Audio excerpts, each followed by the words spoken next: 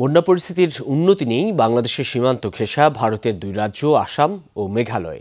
দুর্যোগে প্রাণহানি বেড়ে দাঁড়িয়েছে ৯০ জনের কাছাকাছি। আসামেই এই সংখ্যা ৬৩, ভোগান্তিতে ৩২ লাখের বেশি বাসিন্দা। এরই মধ্যে কেন্দ্রীয় সরকারের কাছে সহায়তা চেয়েছে রাজ্য সরকারগুলো। আসামের গ্রামগুলোয় নিত্যদিনের চিত্র এটি। প্রবল বন্যার পানি ভাসিয়ে নিচ্ছে বসতভিটা, ভাঙছে সংযোগ সড়ক, সেতু, নষ্ট করছে ফসলি জমি।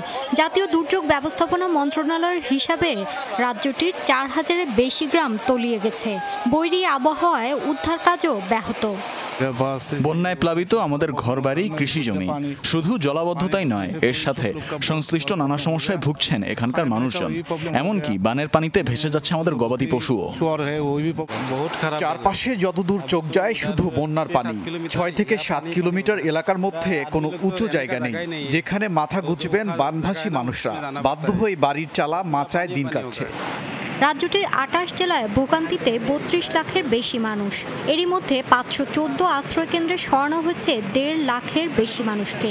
তার মাঝে বেড়েই চলেছে বন্যা, ভূমিধসে প্রাণহানি। নিখোঁজ শিশুসহ কমপক্ষে ৮ বাসিন্দা। বন্যা দুর্গতদের ত্রাণ সহায়তা এবং উদ্ধার কাজের জন্য সেনাবাহিনী মোতায়েন করেছে কেন্দ্রীয় সরকার। আশ্রয় কেন্দ্রগুলো পরিদর্শনের পর খাদ্য, সুপেয় পানি এবং চিকিৎসা ব্যবস্থার সংকট দেখলাম। সেগুলো দ্রুত সমাধানের জন্য প্রশাসনিক কর্মকর্তাদের নির্দেশ দিয়েছি। প্রতিবেশী রাজ্য মেঘালয়ে এখনো জারি রয়েছে রেড অ্যালার্ট। আবহাওয়াবিদরা বলছেন আগামী ৪৮ ঘন্টায় রয়েছে ভারী বৃষ্টিপাতের সম্ভাবনা। এ পরিস্থিতিতে কেন্দ্রীয় সরকারের হস্তক্ষেপ চেয়েছেন মুখ্যমন্ত্রী। রাজ্যের বন্যা পরিস্থিতি মোকাবেলায় কেন্দ্রীয় সরকারের হস্তক্ষেপ কামনা করছি। এর মাঝেই স্বরাষ্ট্রমন্ত্রীর সাথে ত্রাণ সহযোগিতা ইস্যুতে কথা হয়েছে আমার। ঝুঁকিপূর্ণ এলাকায় বসবাসরত বাসিন্দাদের প্রতি অনুরোধ, দ্রুত সরে যান নিরাপদ আশ্রয়ে।